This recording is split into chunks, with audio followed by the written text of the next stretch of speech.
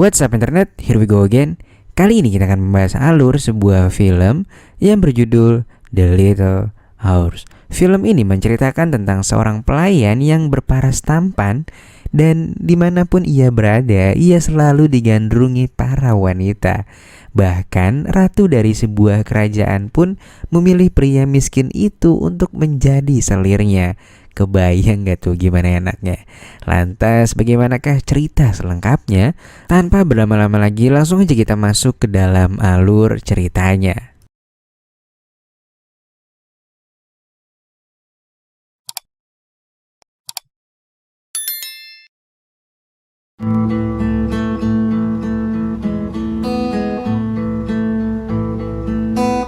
Film dimulai dengan memperlihatkan seorang pendeta bernama Father Thomas yang tengah mengadakan ibadah bersama para biarawati di sebuah gereja.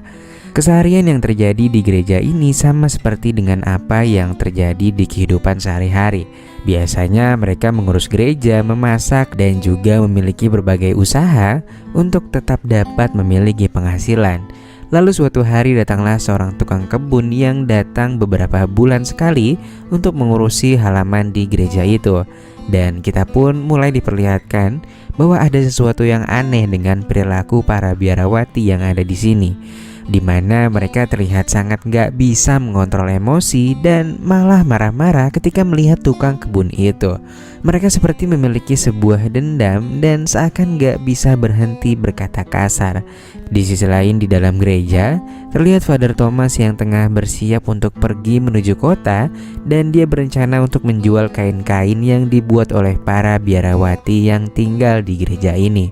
Namun sebelum berangkat, Father Thomas dihadang oleh tukang kebun yang bekerja di gerejanya dan mengadu bahwa dia sudah nggak kuat bekerja di gereja itu karena ya sikap buruk yang ia terima dari para biarawati-biarawati yang berada di sana.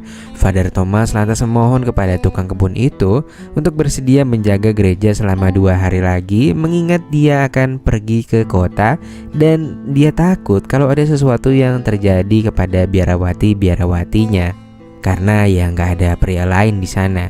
Namun tukang kebun itu pun dengan tegas menolak permintaan Thomas dan lalu pergi dari sana. Scene lalu berpindah ke sebuah kerajaan. Terlihat seorang pelayan bernama Masetto yang sedang melayani raja yang bernama Bruno dan ratu di kerajaan ini yang sedang makan. Tak hanya menjadi pelayan di dapur, ternyata Masetto juga menjadi selir dari ratu kerajaan tempatnya bekerja. Malam itu ketika Masetto dan juga ratu baru aja mau mulai perpusrengan duniawi, tiba-tiba mereka dikagetkan dengan kedatangan Raja Bruno ke kamar ratunya. Masetto pun kemudian kabur lewat jendela dan berlari menuju ke kamar pelayan di kerajaan ini.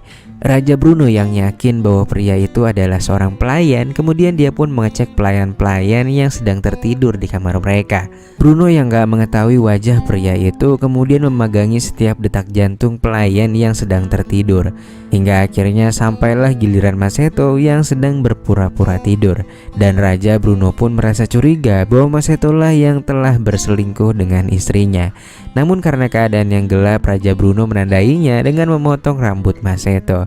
Setelah Raja Bruno pergi dari kamar itu, Masetto pun kemudian bangun dan dengan cerdiknya Masetto kemudian memotong rambut teman-teman sesama pelayan agar Raja Bruno tak bisa menandainya. Keesokan paginya, pelayan-pelayan yang sudah terbangun itu kemudian merasa kebingungan dengan yang terjadi kepada dirinya. Mereka bingung karena rambut mereka terpotong dan itu terjadi kepada mereka semua. Mereka semua berpikir bahwa rambut mereka dipotong oleh seorang penyihir yang datang ke kamar mereka saat mereka sedang terlelap. Gak lama kemudian Raja Bruno pun datang. Dia kemudian memeriksa rambut mereka satu persatu. Namun Bruno gak bisa mengetahui siapa pelayan sebenarnya yang telah berselingkuh dengan istrinya tadi malam. Siangnya setelah makan siang selesai, Ratu menghadang Masetto dan kemudian mengajaknya untuk melaksanakan perpusrengan duniawi di tempat itu. Namun sialnya dari kejauhan Raja Bruno dan pengawalnya memperhatikan mereka dari kejauhan. Raja Bruno kemudian memerintahkan prajuritnya itu untuk segera menangkap Masetto. Masetto yang mengetahui hal itu kemudian berlari dan mencoba melarikan diri dari kejaran prajurit itu. Sampai dia pun akhirnya masuk hutan dan berhasil lolos dari kejaran para prajurit itu. Mas Seto kemudian berjalan menyusuri hutan dan dia melihat Father Thomas sedang mengambil kainnya yang hanyut di sungai. Mas Seto kemudian mendekati Thomas dan mulai mengambil kainnya yang hanyut. Thomas kemudian berterima kasih kepada Mas Seto yang telah membantunya. Dia lalu bertanya kepada Mas Seto di mana dirinya tinggal. Mas Seto lantas menjawab bahwa dirinya tidak memiliki tempat tinggal. Karena kasihan, Father Thomas kemudian mengajak Mas Seto untuk ikut dengannya ke gereja. Namun sebelum itu mereka membuat kesepakatan bahwa Mas Seto harus berpura-pura bisu dan tuli agar dirinya nanti nggak diganggu oleh para biarawati-biarawati yang ada di sana. Sesampainya di gereja, Father Thomas kemudian memperkenalkan Mas Seto kepada kepala biarawati di sini. Dia mengatakan bahwa Mas Seto ini bisu dan juga tuli. Thomas pun bilang kepada kepala biarawati bahwa Mas Seto bisa diandalkan sebagai tukang kebun pengganti mereka yang baru. Mas Seto kemudian bekerja sebagai tukang kebun di gereja itu. Saat Mas Seto sedang bersih-bersih, dia melihat dua orang biarawati yang berada di dekatnya. Mas Seto kemudian tersenyum, namun biarawati itu datang ke tempat Mas Seto. Kemudian biarawati yang bernama Alexandra ingin mengusirnya karena ya Mas Seto ini masih asing lah buat mereka. Beruntungnya gak lama kemudian datanglah ketua biarawati lalu langsung menjelaskan semua tentang Mas Seto kepada mereka, bahwa Mas Seto ini adalah tukang kebun baru yang bekerja di gereja ini. Ketika Mas Seto sedang beristirahat, tiba-tiba biarawati Fernanda datang meminta tolong kepada Mas Seto untuk diperbaiki alat jahitnya yang rusak. Mas Seto yang pura-pura bisu dan tuli hanya diam dan meminta alat jahit yang dibawa oleh biarawati itu untuk segera diperbaiki. Malam hari pun tiba. Terlihat Mas Seto sedang berbicara dengan Father Thomas dan berkata bahwa dia berterima kasih dan sangat bersyukur sudah bisa tinggal di gereja ini. Father Thomas kemudian memperingatkan kepada Mas Seto untuk berhati-hati kepada para biarawati di gerejanya karena mereka memiliki sifat emosional yang tidak bisa dikendalikan. Di sisi lain diperlihatkan bahwa para biarawati tengah berkumpul dan sedang meminum anggur yang mereka curi dari tempat Father Thomas. Ketika mereka sedang menikmati pesta anggur, tiba-tiba pintu kamar mereka diketuk oleh biarawati yang bernama Genova. Mereka kemudian mengajak Genova untuk ikut ke dalam pesta. Namun tawaran itu segera ditolak oleh Genova. Di tengah-tengah pesta, salah satu dari biarawati itu ternyata bukanlah seorang biarawati sungguhan. Dia adalah Martha yang merupakan teman dari Alexandra yang datang dari luar kota. Martha kemudian bertanya kepada Genova, apakah kau pernah disentuh oleh lelaki? Dan ternyata semua biarawati yang ada di sana belum pernah sekalipun disentuh oleh laki-laki manapun. Martha pun kemudian bercerita bahwa betapa nikmatnya ketika dirinya sedang disentuh oleh laki-laki. Pada keesokan harinya ketika Mas Seto sedang bekerja di kebun, Fernanda datang dan menghampirinya. Di sini terlihat Fernanda begitu perhatian dan sepertinya dia telah menyukai Mas Seto. Di saat yang sama, tiba-tiba biarawati Fernanda melepaskan penutup kepalanya dan mulai mencipok Mas Seto. Mas Seto yang emang demen berpusreng pun gak bisa menolak ajakan dari Fernanda. Namun saat mereka lagi enak-enaknya, tiba-tiba lonceng dari gereja berbunyi. Fernanda pun akhirnya langsung bergegas pergi meninggalkan Mas Seto yang lagi kentang-kentangnya. Di tempat lain, Martha dan Alexandra terlihat sedang membuat ramuan agar mereka terlihat cantik. Setelah itu mereka berdua menuju ke gudang di mana Mas Seto berada. Kemudian mereka pun memaksa Mas Seto untuk melakukan perpusrengan duniawi dengan mereka berdua. Namun ketika mereka lagi seru-serunya, kedua biarawati itu tiba-tiba menyudahi keseruan itu dan pergi meninggalkan Mas Seto yang sebentar lagi akan keluar.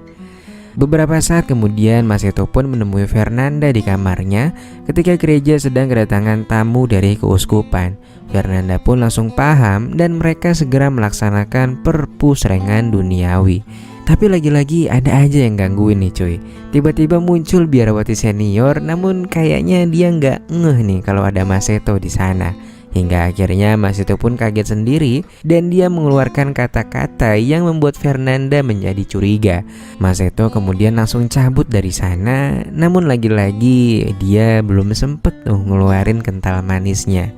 Beberapa saat kemudian Fernanda yang tadi mengetahui Mas Seto bisa berbicara, kemudian meminta penjelasan kepada Mas Seto apa yang sebenarnya telah terjadi.